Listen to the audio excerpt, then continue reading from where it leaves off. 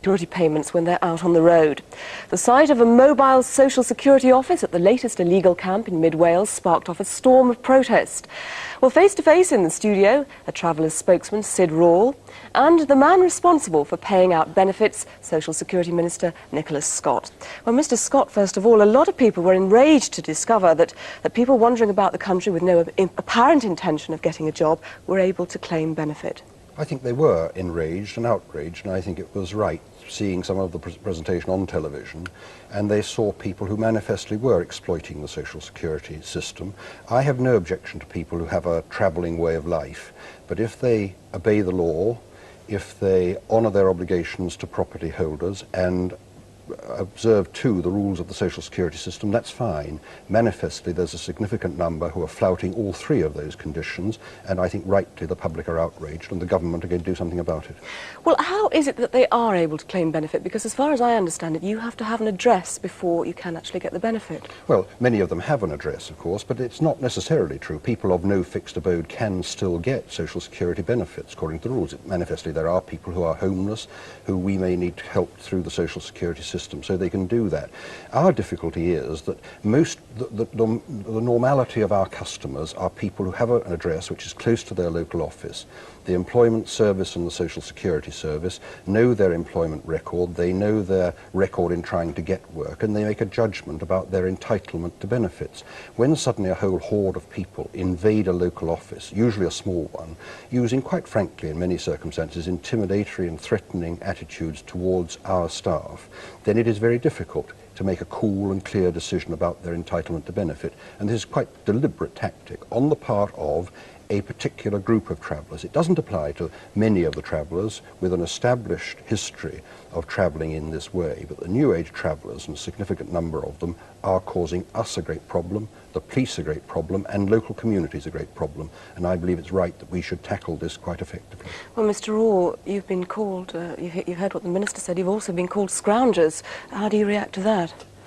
Well, I react to that basically along the lines that this is the silly season, and at this time of year, every year for the last 25 years, the press has got out its old press cuttings, dusted them off, rewritten the stories, and got ministers jumping up and down. That's how I react to it.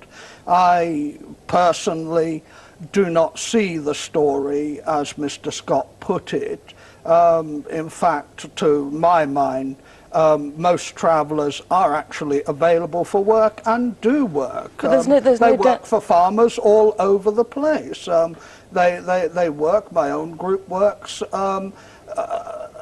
Lots, the vast majority of travellers work. Now, what we come down to is sometimes after the big gatherings, you actually get a lot of people who, and I say a lot of people, I suspect it doesn't amount. I mean, you hear the press going 10,000, 20,000 hippies. I suspect that not 150 of them got down to the local employment office, and those that did are probably picking up what they are entitled to. There will always be a very small There's no doubt, Mr. Rawle, is there not, that some of your people have caused a great deal of damage. Their dogs have worried sheep, they've decimated farmland, cut down hedges.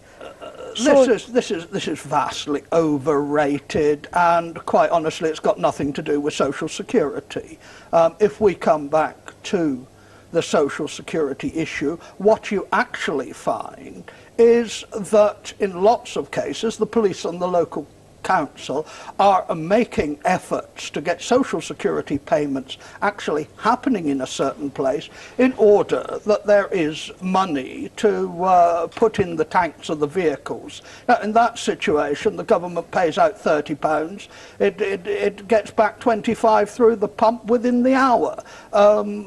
Very cheap to keep social security payments to travellers. Minister, what do you say we to had that? them in houses. First of all, Sid is the acceptable face of travelling, if I may say so. I wasn't always the so. unacceptable face many people saw on their television screens from Newport.